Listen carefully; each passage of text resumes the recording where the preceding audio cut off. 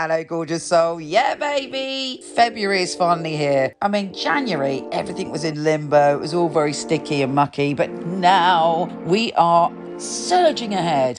After February the 3rd, 4th, all the planets are direct. We've had this retrograde, stumbling backwards energy for so long, and now we are onwards. February kicks off with a new moon in Aquarius, opening us up to connections. It's the year of the tiger. Go get 'em, tiger.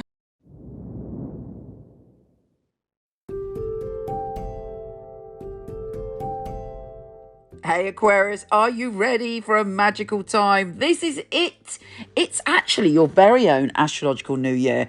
It's a powerful time, and February kicks off with the new moon, your very special moon, which is great for making a wish on, for casting out your desires to the universe, all sorts of fabulous things, to dump any unwanted baggage, to release any patterns or anything you like. Dump it, cast it aside, and go, yes, this is a new beginning. Super exciting for you. And you're basically like a walking magic wand this month. And so many things are turning a corner for you. It's super good.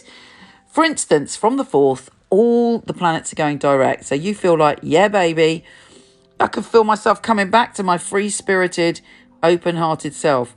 And Mercury, being quite important, is going direct. So you feel that you can communicate more easily. There must have been, or probably was, a bit of fuzzy communication around you, where you're not really knowing the boundaries with someone, and that is all changing.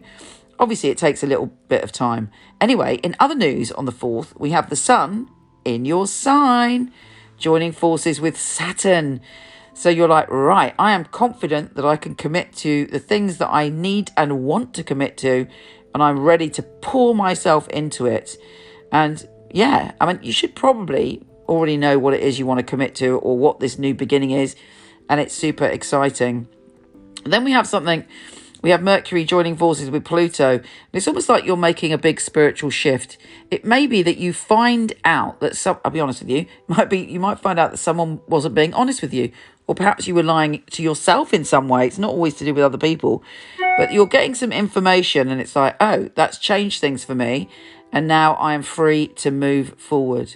The full moon on the 16th is in your position of your one-to-one relationships, intimate romantic relationships or friendships, or it's about, your sense of personal harmony. It can be business partnerships too. But again, there's information coming up, rising from your unconscious. You may have a dream, a strange synchronicity, or something that happens that brings you an important message about your relationships, about what it is that you need for harmony, or about, anything to do with your one-to-one relationships, or a peak experience where something fabulous happens connected to your relationships on that day. Depends where you are within yourself. Obviously, not everybody's happy. Not everybody who's listening to this is in a good space. And really, with all the shenanigans that have been going on with the planets, we're all coming out of a fug. And, whatever your situation is, certainly there's information coming to you about how you can find a bit more balance in it. Now, the sun is leaving and waving goodbye and going into Pisces. Now, this isn't bad news for you. In fact, it's quite good news because it makes you feel grounded. Again, you feel secure, more secure in yourself. You're able to build on all of the things that you created. So again, make use of that kind of magic wand that is you, with pay particular attention to your ideas, your belief system, because what you believe, certainly up until the 18th, you can create to a certain extent. Obviously, we're co-creating with the whole universe, but your thoughts, your words are spells and powerful. So use them wisely. Now, Jupiter is sextile Uranus. So you're like, oh, you're feeling yourself in a way, you're feeling that frisson of excitement, and there might be something wonderful happening around your home and family, some piece of joy, some good news, something exciting around the 18th. Now, Mars is sextile Neptune on the 23rd, and you're opening up to feeling things as well as thinking things, and you're acting on your intuition, but you're taking your intuition and you're grounding it to turn it into something. And that is super powerful, because often we're either like imagining things and we don't do anything, or we're being practical and we lose sight of our imagination. It is alchemical. You become an alchemist when you pull those two energies together. And the 23rd, Mars is sextile Neptune, and on the 24th, Venus is sextile Neptune.